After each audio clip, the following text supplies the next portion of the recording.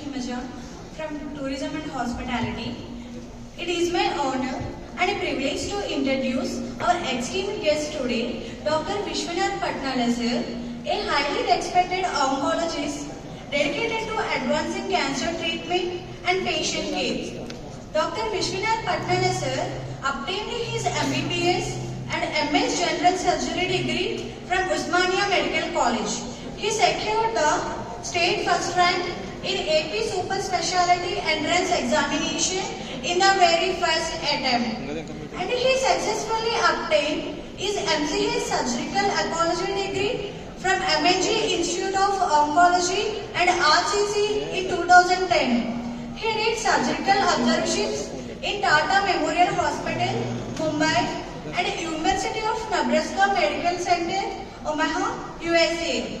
He completed the certificate course in Indian Association of Palliative Care. And coming to the greatest achievements of Dr. Vishwanath Patnala sir, he is awarded with Vyagrishwarudu State Best Paper Award twice. He is the chairman of Chandrakala Super Specialty Hospital and practicing in Rajahmundry for the past 15 years. He successfully performed about 3,000 major cancer surgeries to data. Probably, he is the first in the world to perform resection of mammalian sternum for a rare cell tumor of sternum. A rare renal malignancy operated by him has been published in the Journal of Nephrology Society Volume 2, Issue 1 from January to June 2023. He is a visiting and teaching faculty at KIMS Medical College, Amalapuram. Today, Dr. Vishwanath sir will be sharing insights on the topic of the cancer, which is a crucial area in oncology. We are privileged to have such a great and dedicated personality among us. So I would like to hand over the time to Dr. Vishwanath sir to share his valuable words. Thank you.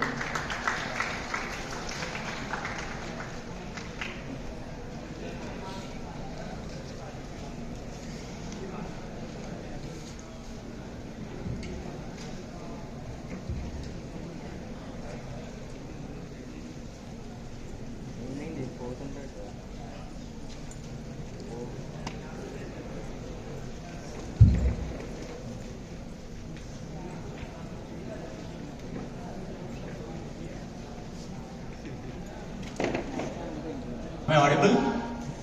Okay, so I don't want to stay between you and the lunch. I know it's a very odd time to give a talk before lunch, but cancer is the most important health issue now. Okay, at the outset I'd like to thank Uday Bhaskar Garu and Adikavi Nandivan for calling me here.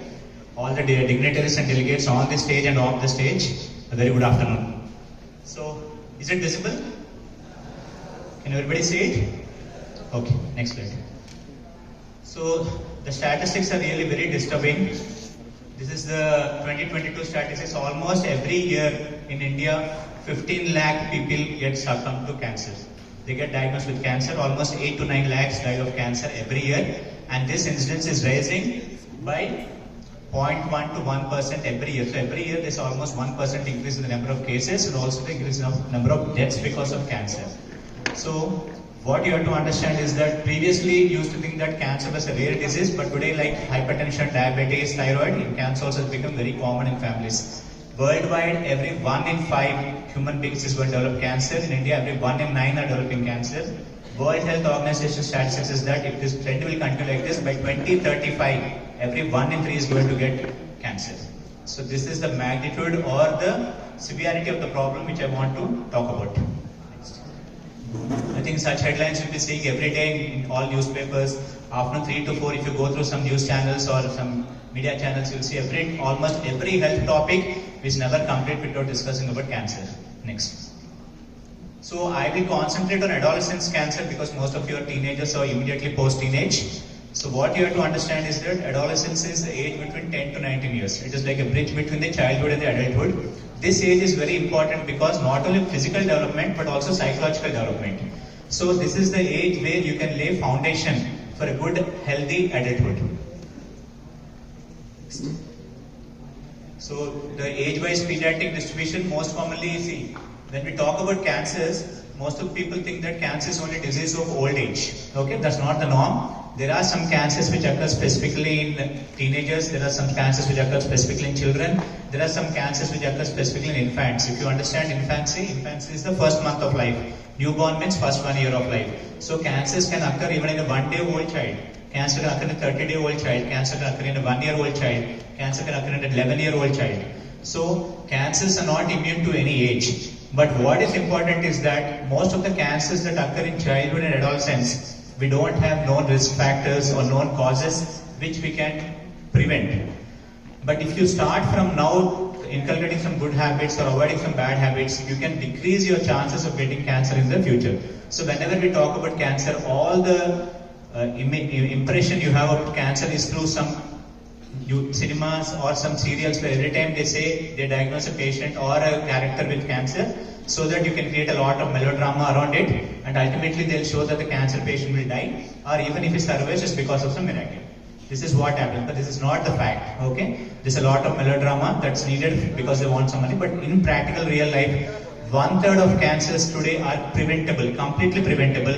1/3 of cancers are completely curable. It's only 1/3 of the cancers which are really out of our hand, where we might not be able to cure them, but even in those patients, if we treat them, now we are able to make them survive 4 to 5 years, more than their expected lifespan. So before I go into the causes of cancer and the remedies that you can take from this age, what is cancer? So basically, unlike diabetes or hypertension or something, cancer is not a single disease, okay? It's a group of more than 100 diseases. Most of you might not know, even your nail, even your hair can get cancer. So there is no part of the body, or there's no structure of the body, there's no organ of the body which is completely immune from cancer. Cancer can occur in any part of the body, even your nail, hair, eye, everything can get cancer, okay? Even your teeth can get cancer. So, but there's something common between all this. Between these different types of 100 types of cancer, between different organs, one thing that is common is uncontrolled cell proliferation, okay? I think all of you are almost science students, so cell is the basic unit of life. Agree?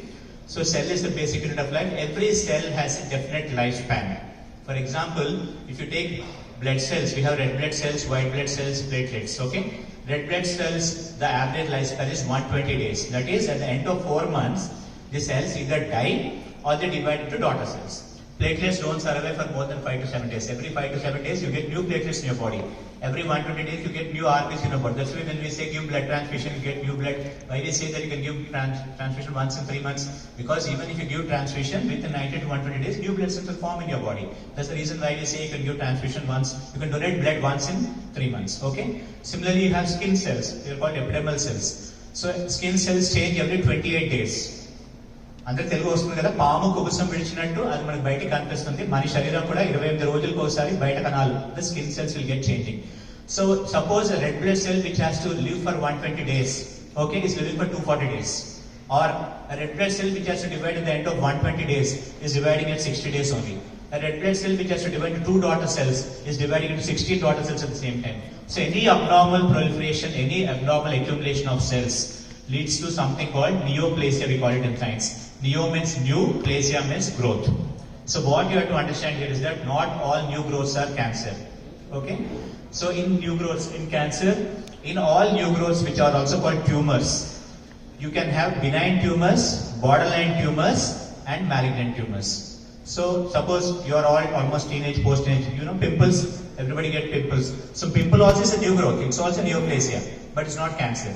So what's the basic difference is that a benign growth or a benign tumor confines to the site of origin. Suppose you have something over your skin, it will stay there, it will grow there, it will ulcerate there, it will crush there, it will die there. Scab that will form and ultimately die.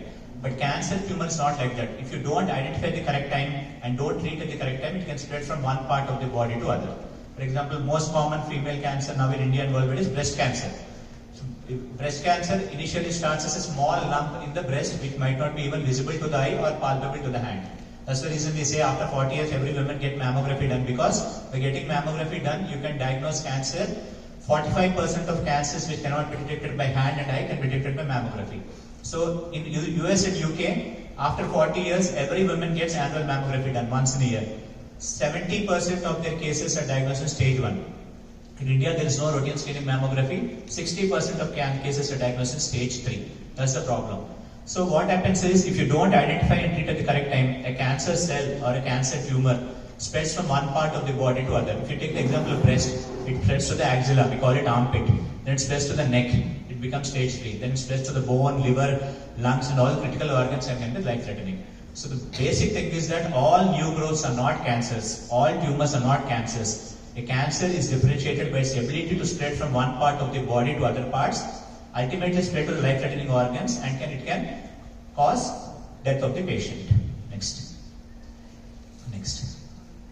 So why does the cell, see, a red blood cell, we should die at 120 days. Why suddenly why did it stop behaving abnormally? So it's something called DNA, deoxyribonucleic acid. I think most of you would have heard it. So DNA is the basic, it's like something that is a battery, like thing that which controls the cell. So if DNA, any change in the DNA occurs, the cell becomes abnormal and starts behaving abnormally. So any change in the DNA can occur by what is called mutation, we call it. That is, it is genetically controlled. If some mutation occurs in a gene, it can be a bad mutation, it can be a good mutation, it can be in a good gene or a bad gene. So a bad mutation in a good gene or a good mutation in a bad gene can cause abnormal cell proliferation and cause cancer. Next. So this is what I was saying. Any mutation can cause any change or damage in the DNA. Once there's a change or damage in the DNA, the cells start behaving abnormally and they can become tumors, which can be also cancerous. So what you have to understand here is that everybody asks, what is the cause of cancer? Okay? The biggest problem with cancer, why there's so much phobia, there's so many prejudices, why we are not able to control cancer in that 1/3 is that we don't know the exact cause. We don't know the exact etiology. So today now for 2 or 3 cancers we are finding out the etiology. When you know the etiology, curing is easy. So if you have malaria, you know that a female Anopheles mosquito which has Plasmodium vivax, if it bites you, you will get malaria. So either you control the malaria, you kill the bacteria, or control the mosquito, malaria is controlled. But cancer is not so simple. We don't have any definitive causative factors except for 2 or 3. Most of them we call them risk factors. So I'll give you a simple example. Most of you, madam is talking about road rage now. So most of you have 4-wheelers or 2-wheelers, okay? You're going on the road. You're maintaining all safety traffic rules, precautions. The road is good. The weather is good. There's no drunken driving. You put a seat belt, you put a helmet. Can you meet with an accident? Can you meet with an accident if you're following all rules and everything is good? Yes or no? Somebody can come and hit us, no? Even if you're following all the rules, somebody can come and hit us on the road. Once you are on the road, you are at risk for accident. Once today you are living on this earth, every second, every minute you are adding to your life, you are at risk of developing cancer. Okay? That you'll understand. So what we say is that a person who is following safety rules, a person who is putting seat belt and helmet, a person who is not overspeeding, when the road is good, weather is good, who is not doing drunken driving, has less chances of meeting with an accident than compared to the one who is not following all these rules. Similarly, we have some risk factors which make them prone to more risk of developing cancer. I'll tell you in detail the most common risk factors. First one is the next. So when sir asked me to talk about adolescent cancers or childhood cancers, so the problem I told you is that most of the childhood adolescent cancers, we don't know the cause. So prevention is very difficult and it's not in our hands. But as adolescent now, so that's what I put the second sentence, adolescents and cancers. So as adolescent from now, if you start taking some precautions, if you start developing some healthy lifestyle habits, you can decrease your chance of developing cancer in the future by 50 to 60%.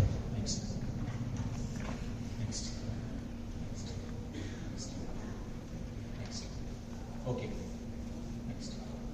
So this is one, it was a 21-year-old BTech student. Okay. So why I put up this slide is not to frighten you. What happened was, this 21-year-old third-year BTech student had a small, what you can say, ulcer, aphthous ulcer. He had a small aphthous ulcer in the buccal mucosa. Almost in and around Rajahmundry, he consulted 12 ENT surgeons and general surgeons. Everybody, this aphthous ulcer, steroid cream, multivitamin, decrease stress, take good food. This is the advice they have given to him. Because they thought a 21-year-old BTech student without any habits or addictions cannot develop cancer. So after removing for 1 year, that was how he landed up with me. So what I want to emphasize is that in a 21-year-old BTech student with no family history of cancer, no bad habits, no addictions, he has still developed cancer. So no age is immune. You cannot sit today confidently saying that I won't have any cancer. So today what we say is that because patients ask, I take very healthy food style, I don't have any bad habits, why I'm getting cancer and all. That's the reason why I put that slide. Okay. So I'll go to the most common thing now, tobacco.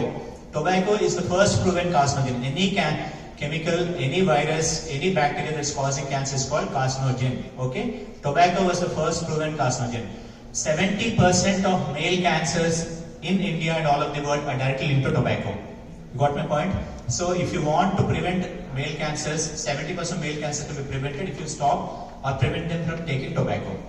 So at least 14 types of cancers in the body are caused directly by tobacco, and at least 72 cancer-causing chemicals are present in the tobacco smoke. Next slide. So these are common carcinogenic chemicals. So if you just observe this slide, one is used as toilet cleaner, other is used as insecticide, other is used as rocket fuel. These are the chemicals which even in wildest of your dreams, you won't imagine ingesting or inhaling. But when you take cigarette or take tobacco, all these chemicals are entering your body. Next. So I am not a smoker, why should I worry? I am not a smoker, why should I worry? This is the most common. There's something called active smoking, passive smoking. So if I am a smoker, whatever ill effects of the smoke, the tobacco occurs, is actively on my body. I am not a smoker, but somebody in my workhold, somebody in my household, your father might be a smoker, your watchman might be a smoker, or in your university, your lecturer or your security guard might be a smoker. So if you are exposed to passive smoke, we call it, a person who is exposed to passive smoke has 2.5 times more risk of developing cancer than a person who has never been exposed to tobacco smoke.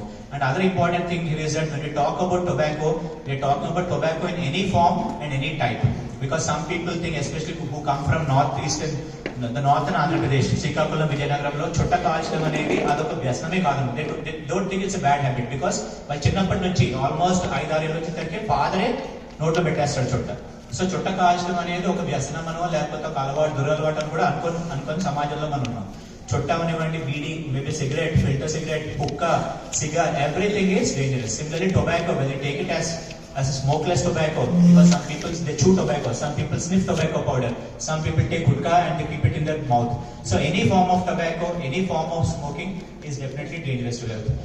Because some people, who come from very high class, they say, I smoke only filter cigarettes, I smoke only king cigarettes, I normal cigarette కాల్చినది అంటారు అనమాట. అది కూడా social status special symbol అనమాట. So poison is a poison however you take it and whatever form you take it. This is 2020 statistics. In India, 6.25 lakh children smoke daily, it seems. Children means less than 12 years of age. 6.25 lakh children in India smoke daily. Next. Alcohol. Next. So alcohol is a very favorite and controversial topic because smoking might be accepted as a social evil or as a health evil, but most people don't accept alcohol as social. Yes or no? So is alcohol good for health or bad for health? Good for more boys are here. I think you should tell me, is it good for health or bad for health? Small amounts of alcohol, because most of the patients when I say, abhi oka pegu taagdamandi, eppudo function appudu eppudo friends kalsinappudu edo occasion lo antaru annamata. So if I give you 1 ml of poison, will you take it? Then how is 30 ml of alcohol safe? So now there are studies, why this concept of alcohol is safe has come is that if you go to US and UK, they call it tropical climate, అంటే చల్లటి వాతావరణ climates లో there's something called basal metabolic rate. See, when you're sleeping, when you're sitting, when you're not doing work also, for all the important functions to happen in your body, digestion, cardiac, neuro and all, there is some amount of metabolism that is required. That is called basal metabolic rate.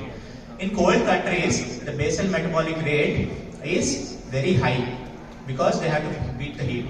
So what they do is that by giving alcohol, the basal metabolic rate is altered and it maintains a good basal metabolic rate. So tropical countries లో అప్పుడప్పుడు alcohol లేదా రోజుకు ఒక peg తీసుకోవడం వల్ల ఉపయోగం ఉంది అనేది that was old concept. But now they found out that no ml of alcohol is safe in any climate, in any person, be it female or male. No ml of alcohol is safe. Even 1 ml of alcohol increases the risk of developing cancer and cardiovascular disease. And today we have direct evidence. Previous slide once. Today we have direct evidence that alcohol causes 7 types of cancers in the human body. So tobacco causes 14 types, alcohol causes 7 types. If you have both habits, it's like India having China and Pakistan as the neighbors. Next. So next is the radiation. So when we talk about radiation, as science students, there are 2 types of radiation: ionizing radiation, non-ionizing radiation. Adenti nenu ekkada exercise ma chota pani cheyaledu, are not working. Why should I talk about radiation? Ante there is something called background radiation. In our atmosphere, in our environment, in our layers, we have some background radiation which enters the body. Ozone par dabbina tarvata radiation ఇంకా మనకి ఎక్కువైపోయింది. So everybody is at risk of having radiation related side and health problems. So, but what you have to understand is that ionizing radiation and non-ionizing radiation are two types of radiation. So, what we use in our cell phones, what we use in our refrigerators, what we use in our microwave ovens, all these are called non-ionizing radiation. So previously it was thought that non-ionizing radiation is safe, at least it doesn't cause cancer or major health problems. It's only ionizing radiation that causes cancers or health problems. So ionizing radiation, common example is X-rays. You heard about X-rays? Suppose you are going on the bike, you fell down, you got a swelling, you want to know if limb is fractured or not, what do you do? X-ray. You have cough for 3 months, not subsiding, you get a chest X-ray or CT test done. CT test is nothing but X-rays. That's the reason why they say don't get unnecessary investigation also done. One CT scan is equal to 200 X-rays. During COVID time, I know my patients and family friends, ప్రతి వారం వెళ్ళి CT test చేయించుకున్నారు. ఏంటంటే choroid score తెలుసుకోవడానికి. So every week you got 200 X-rays into your body. If you do it once in a week, 800 X-rays in your body. If you continue like this, after 3 months you have 2,400 X-rays in your body. So unnecessary investigations, unnecessary CT scans also increases the risk of ionizing radiation in the body, increases the risk of cancer. Okay, next. So previously we used to always say be away from ionizing radiation.